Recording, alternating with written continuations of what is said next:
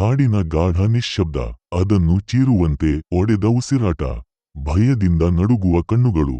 ಅದು ಒಂದು ಜಿಂಕೆ. ಕಳ್ಳರ ಬಲೆಗೆ ಸಿಲುಕಿ ಹೆಣಗುತ್ತಾ ಗಾಯಗೊಂಡ ದೇಹದೊಂದಿಗೆ ಜೀವ ಉಳಿಸಿಕೊಳ್ಳಲು ಕಾಡನ್ನೇ ಬಿಟ್ಟು ಓಡಿಬಂದಿದೆ. ರಾತ್ರಿ, ಒಂದು ಸಣ್ಣ ಹಳ್ಳಿ, ಮಣ್ಣಿನ ಮನೆಗಳು, ಬಡ ರೈತರು, ದಿನದ ನೋವು ಇಳಿಸಿ ನಿದ್ರೆಗೆ ಶರಣಾಗುತ್ತಿರುವ ಕ್ಷಣ. ಆ ಜಿಂಕೆ ತಿಳಿ ನಡುಕದೊಂದಿಗೆ ಒಂದು ಮನೆಯ ಬಾಗಿಲ ಬಳಿ ನಿಂತಿದೆ. ಕಣ್ಣಲ್ಲಿ ನೀರು, ಮನಸ್ಸಿನಲ್ಲಿ ಭಯ. ನಾನು ಕಾಡಿನಿಂದ ತಪ್ಪಿಸಿಕೊಂಡು ಬಂದಿದ್ದೇನೆ. ನನಗೆ ನಗರ ಗೊತ್ತಿಲ್ಲ. ಸ್ವಲ್ಪ ಆಹಾರ ಕೊಡಿ. ನಿಮ್ಮ ಋಣವನ್ನು ನಾನು ಯಾವತ್ತೂ ಮರೆಯುವುದಿಲ್ಲ. ಆದರೆ ಮಾನವನ ಕಿವಿಗೆ ಕರುಣೆ ತಲುಪುವುದಿಲ್ಲ.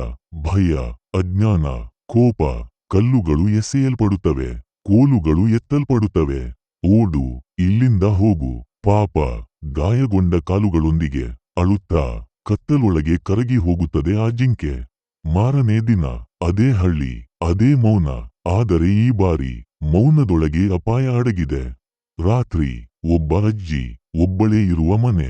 ಬಾಗಿಲು ಒಡೆಯುತ್ತದೆ. ಕಳ್ಳರು ಒಳನುಗ್ಗುತ್ತಾರೆ. ಅಜ್ಜಿಯ ಕಿರುಚಾಟ, ಆದರೆ ಯಾರಿಗೂ ಕೇಳಿಸುವುದಿಲ್ಲ. ಆ ಕ್ಷಣ ಹಳ್ಳಿಯ ಹೊರವಲಯದಲ್ಲಿ ಅದೇ ಜಿಂಕೆ. ಗಾಯ ಇನ್ನೂ ಒಣಗಿಲ್ಲ, ಆದರೂ ಕಿವಿಗಳು ಎಚ್ಚರ. ಅಜ್ಜಿಯ ಅಳಲು ಅದಕ್ಕೆ ಕೇಳಿಸುತ್ತದೆ. ಜಿಂಕೆ ಹಳ್ಳಿಯೊಳಗೆ ಓಡುತ್ತದೆ. ರಾತ್ರಿ ಮೌನವನ್ನು ಚೀರಿಕೊಂಡು ಕಿರುಚುತ್ತದೆ. ಮತ್ತೆ ಮತ್ತೆ ಕಿರುಚುತ್ತದೆ. ಮನೆಯಿಂದ ಮನೆಗೆ ಓಡುತ್ತದೆ. ಬೆಳಕುಗಳು ಹೊಳೆಯುತ್ತವೆ. ರೈತರು ಎಚ್ಚರಗೊಳ್ಳುತ್ತಾರೆ. ಕಳ್ಳರು ಸಿಕ್ಕಿಬೀಳುತ್ತಾರೆ. ಆದರೆ ತಪ್ಪಿಸಿಕೊಳ್ಳಲು ಕಳ್ಳರಲ್ಲಿ ಒಬ್ಬ ಕತ್ತಿಯಿಂದ ಆ ಜಿಂಕೆಯನ್ನು ಹೊಡೆದು ಬೀಳಿಸುತ್ತಾನೆ. ಜಿಂಕೆ ನೆಲಕ್ಕುರುಳುತ್ತದೆ. ರಕ್ತ ಹರಿಯುತ್ತದೆ. ಆದರೂ ಅದರ ಕಣ್ಣುಗಳಲ್ಲಿ ಭಯವಿಲ್ಲ, ದ್ವೇಷವಿಲ್ಲ, ಶಾಂತಿ. ಬೆಳಿಗ್ಗೆ, ಹಳ್ಳಿ ಮೌನ.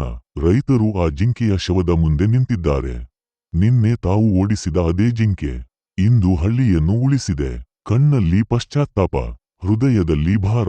ನಾವು ಅರ್ಥ ಮಾಡಿಕೊಳ್ಳಲಿಲ್ಲ. ಇದು ನಮ್ಮನ್ನೇ ಕಾಪಾಡಿತು. ಕಾಲ ಕಳೆಯುತ್ತದೆ. ಆ ಜಿಂಕೆಯ ನೆನಪಿಗಾಗಿ ಅದೇ ಸ್ಥಳದಲ್ಲಿ ಒಂದು ಸಣ್ಣ ದೇವಾಲಯ ನಿರ್ಮಿಸಲಾಗುತ್ತದೆ. ಇಂದಿಗೂ ಆ ಹಳ್ಳಿಯವರು ಹೇಳುತ್ತಾರೆ, ದೇವರು ಎಲ್ಲ ಸಮಯದಲ್ಲೂ ಮಾನವ ರೂಪದಲ್ಲೇ ಬರಬೇಕೆಂದಿಲ್ಲ. ಕೆಲವೊಮ್ಮೆ ಮೌನವಾಗಿ ಬಂದ ಜಿಂಕೆಯ ರೂಪದಲ್ಲೂ ಬರುತ್ತಾನೆ.